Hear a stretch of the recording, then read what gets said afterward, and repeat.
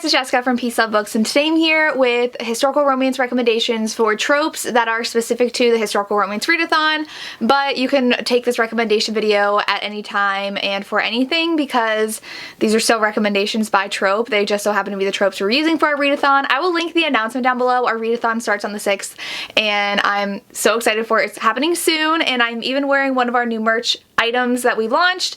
This one's the one I designed, so it's Dukes, Rogues, Rakes, Pirates, Viking, Highlanders, and then it says Historical Romance Reader on the bottom. I got it in a long sleeve shirt and I'm obsessed with it. It literally came in the mail yesterday and I had to put it on because I'm so in love with it and I'm excited to have it. My sweatshirt is coming soon of one of Lacey's designs and I'm just so excited that everybody's getting their merch now. I will link our shop down below if you're interested, but I have like a ton of books to get to. My thumbnail was so hard to take because I had over 10 books in my hand trying to take a picture with them. But I will go by trope / category, I guess, because the first one is the color of the cover.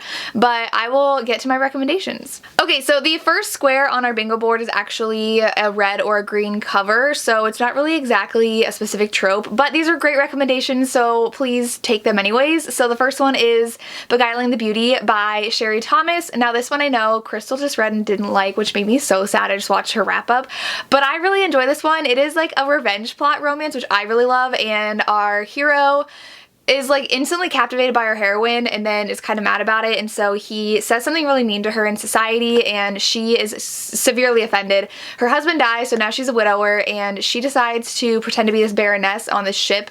I forget where it's going from, but they're on this ship together and she decides to seduce him to break his heart, and she always like keeps her face veiled so he doesn't know who she is, and they end up spending some time together, falling for each other, and then she needs to continue on with her revenge plot. So it's a really good romance. I really enjoyed it. I liked how she was set out to teach him a lesson and failed. So I definitely recommend picking this one up. This one has red in the title. It's one of my favorites of this year, and that is The Duke and the Lady in Red, and it even has a red step back, and for this one it's so good.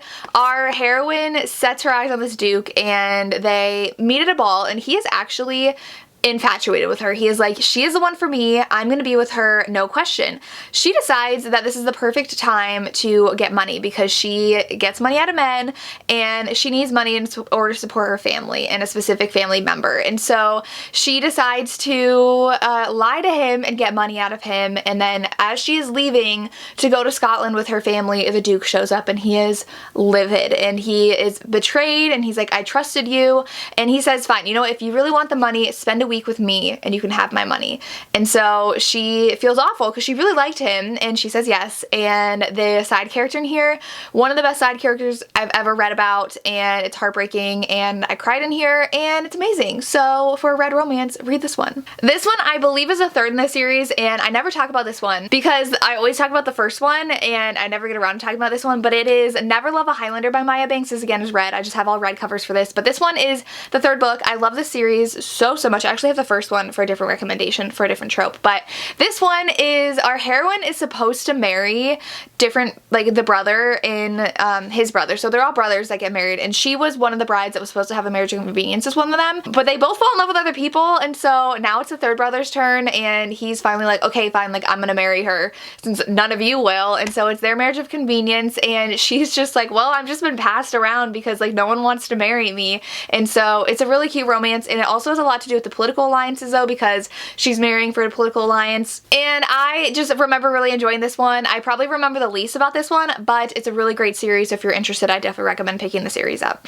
Then we have Takes Place in Winter, and in this one I have actually 4, which I was surprised I had 4 from. So the first one is The Earl of Christmas Past, and this one is by Kerrigan Byrne. It's a novella. It was a novella in the Highlander anthology, and I only read like 2 in that anthology and not all of them because anthologies like that are like giant and I don't have time to read all of them, but it's now released as like its own novella. And in this one there's a ghost, and it is a ghost romance, and that's all I want to say because I don't want to spoil anything, but I really enjoy this one. It's pretty short, but I love ghost romances, so you should pick this one up. Then I had no idea it takes place in winter, and that is The Earl Takes All. Okay, I knew I was gonna love this. It is so angsty, and it is the brother's wife trope, and like I love that trope. I know I shouldn't because like who wants someone to fall in love with their brother's wife, but it's so good. So our hero has been in love with his brother's wife for a long time, and he was her first kiss, and this is the second book in a series, but you can read it as a standalone. I did read the first one first though, and I got like a little bit of background, but it's fine. So his brother dies, and they're twins, and so his brother's like, if anything happens to me, you need to pretend to be me, because she has already miscarried 3 times, and so she's pregnant again, and they go on a trip while she's in the middle of this pregnancy, and so the brother dies, and so he's like, you need to not let her know I'm dead so she can see this pregnancy through, because she's a hard time carrying to term, and so they don't want like the emotional trauma to cause anything bad to happen. And so he comes back and is like, oh hey, I'm still the Earl, because like the brother that died is the older brother, so he's the Earl, and like the brother that's alive is the younger brother who's like not taken seriously because of anything, because like he can do whatever he wants, he doesn't have any responsibilities, and he's like a womanizer kind of thing.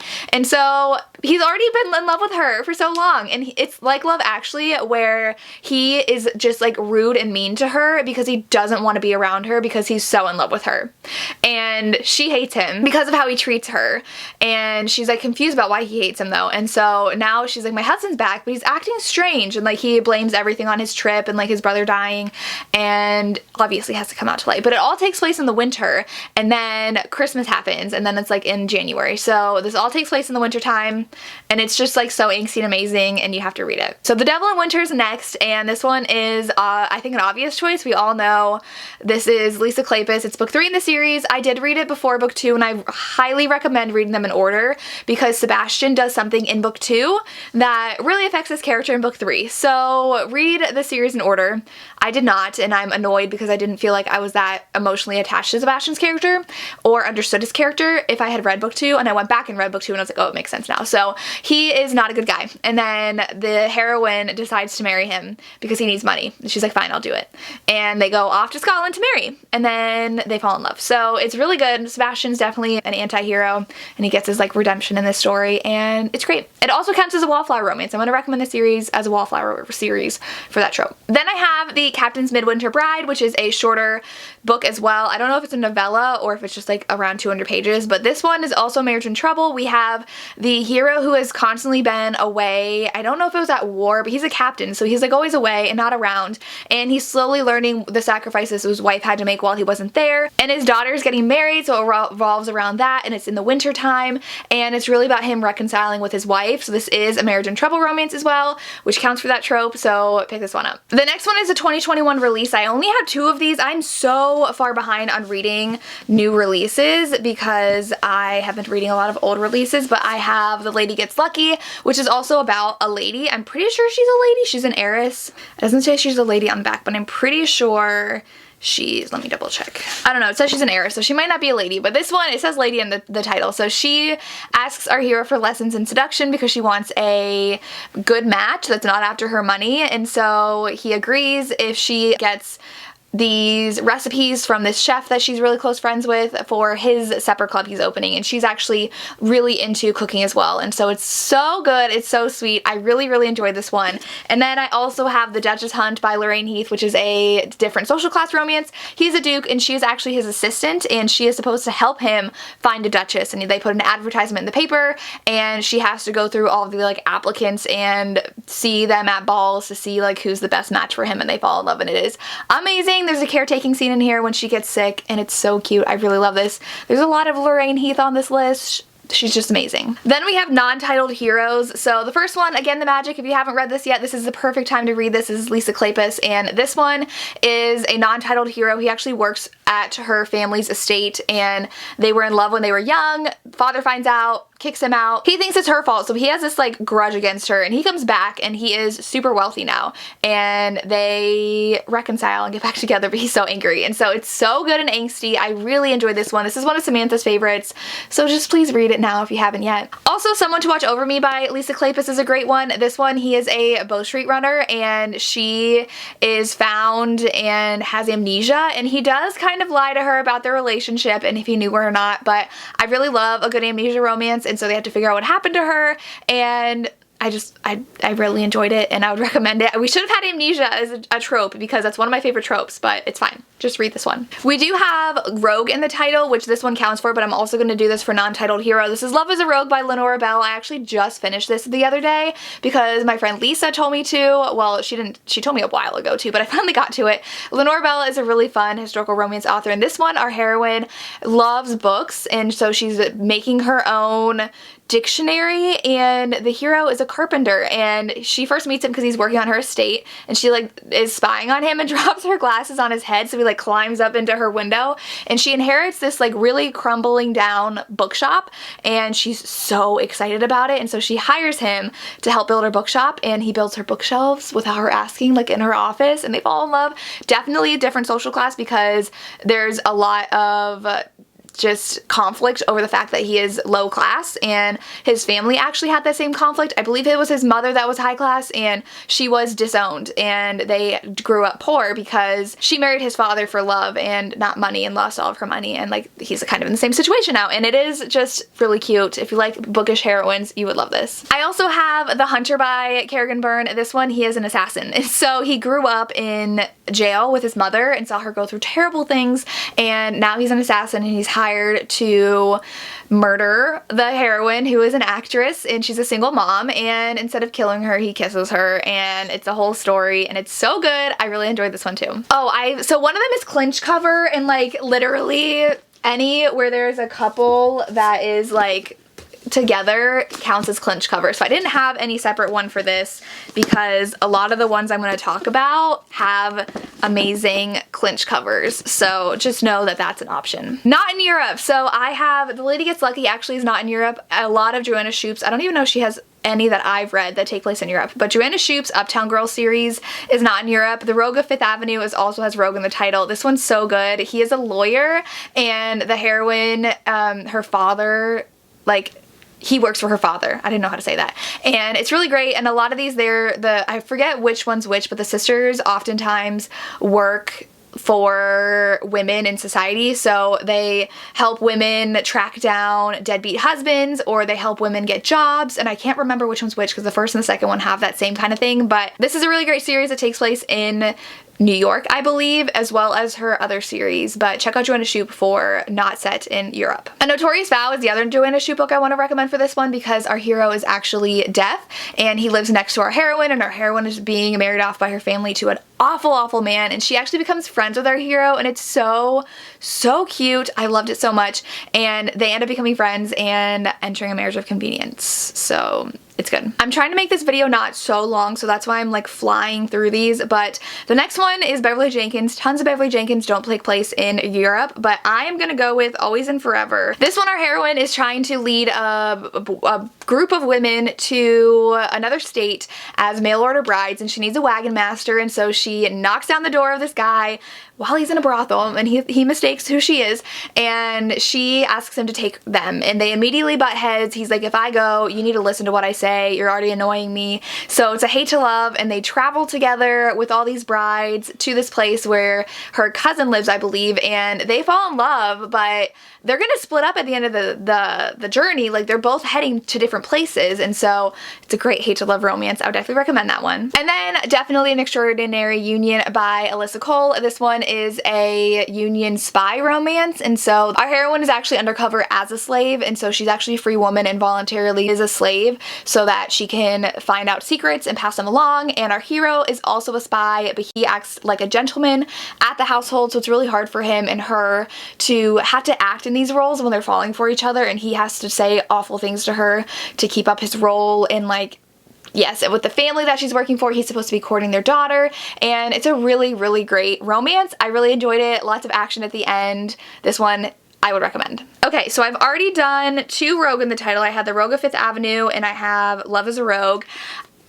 Once More My Darling Rogue by Lorraine Heath is an amnesia romance, and he is also not a titled hero, so this one works for that. She's also a lady. She is, I'm pretty sure she's lady, yes, Lady Ophelia, so if you want a lady historical, which I haven't gotten to those yet, but she's a lady as well, and in this one, she gets amnesia. She is found by the Thames, and he's like, huh, so she hates him. He is self-made, so he has money, and she doesn't like the fact that he is not titled, and so she's a spoiled brat, basically, and so he decides to take her to his house to recover, and tell her that she is his maid, and she has to act as his maid, and she's like, this doesn't feel right, but she does it anyways, and they grow closer and fall in love, and he's like, oh shoot, but I've been lying to her.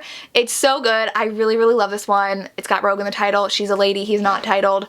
It's amazing. Then I didn't grab so many of these. I was just grabbing at random, but Dearest Rogue by Elizabeth Hoyt is amazing. She is blind. He is hired to like be her bodyguard and by her brother, and she gets into a lot of shenanigans, and he is actually wounded from the military, and he's really grumpy, and it's a really great romance. Okay, then we have Wallflower, which I am going to recommend the Wallflower series by Lisa Kleypas. They're all wallflowers, are best friends, and they like team up together to find each other husbands. I do not remember anything about the first book. I read it like 5 years ago, but I recently read book 2, and that was really sweet, and then book 3 is Devil in Winter, and you need to read them if you haven't yet, because they are all, like I said, wallflowers, and the female friendship is so sweet in here. I would definitely recommend these. Then we have The Wicked Wallflower by Maya Rodale. This one is a lot of fun. Our heroine is sitting around with her friends, and she makes this announcement that she is engaged to a notorious man in society, and she doesn't mean to send it out, but like somehow something happens and it gets sent out to the papers, and the hero finds out about it, and he's like, this could actually work out in my favor, because he needs to be taken seriously at this estate party that he goes to with a loved one who is like old, and so every year she holds this like competition, and whoever wins is that year